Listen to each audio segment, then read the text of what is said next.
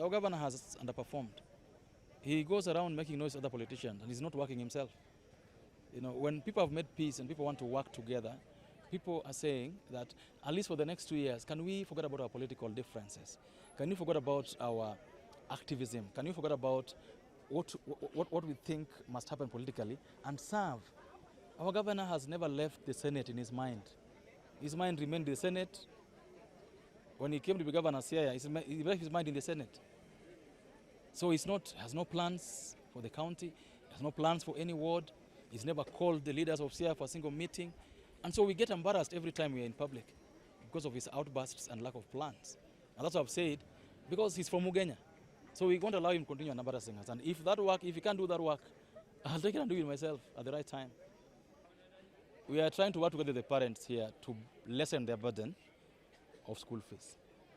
And as you know, that this year we don't have Form 1s.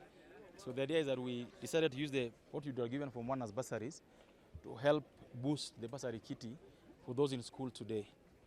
As you would know, currently parents are asked to pay for lunch, and the government has capped lunch at 14,200 shillings. And it turns out that every year we have kids being sent back home because the parents can't afford to pay the 14,000. So working with the CDF resources, we've agreed with the parents that the parents will pay 4,900 shillings per year. The CDF will pay the imbalance for them so that they remain in school.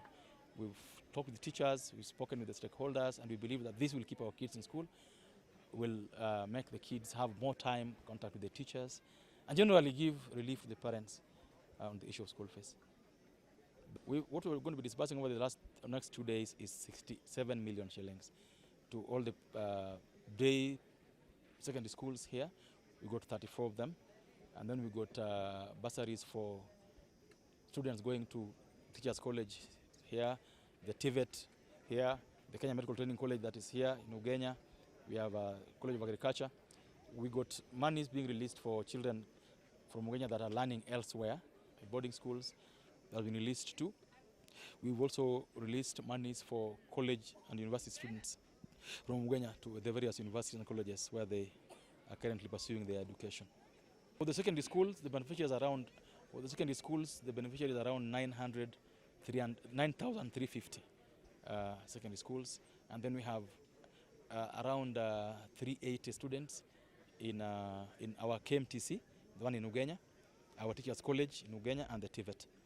And then we have a total of another 780 students in high schools out of the constituency, boarding schools, and the rest, another 1,033 students in colleges and universities. The KRA will advertise roads in the constituency, about 56 kilometers of roads, going from Siaya to a place called Kanyumba, then we'll come back to a place called Baruber, then we'll come through Jera into Sega, then we'll come from Sega to Kuala Aboke, into a place called Odiado in Busia. Yeah, so those are the plans. Of course, we are launching the construction of the Ugenya Sports Academy, somewhere in Kuala Ward. In the next 1 month also, we are giving the contractor the site for the affordable housing in Kuala. You probably know now that there's some 60 million shillings for the construction of hostels and dining hall block at the Kenya Teachers College somewhere in Nyaharwa. There's some 30 million shillings for the improvement of the TVET here, another 30 million shillings for the completion of the Forestry College, also somewhere in Kuala Ward.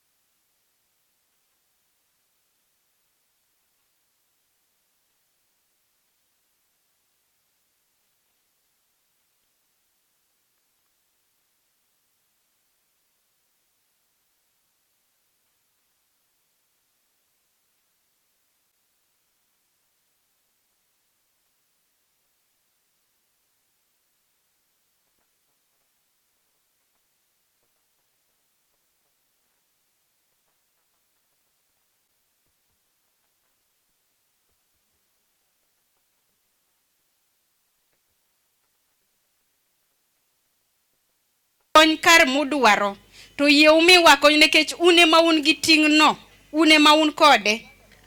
Ka ng'ato luor ni ok odwa no